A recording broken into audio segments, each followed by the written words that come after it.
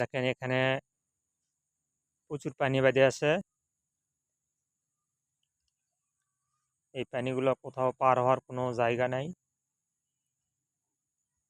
তবে 2-4 দিন বৃষ্টি না হলে এমনিতেই স্বাভাবিকভাবে শুকিয়ে যায়, কারণ এখানে বালু মাটি, যার কারণে এখানে পানি বেশি দিন থাকে না।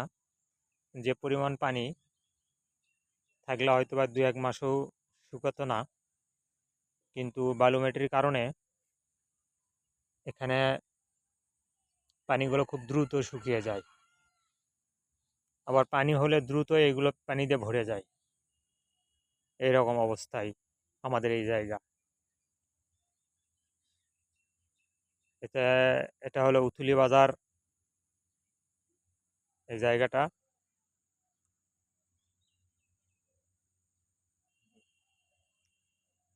অনেক সুন্দর।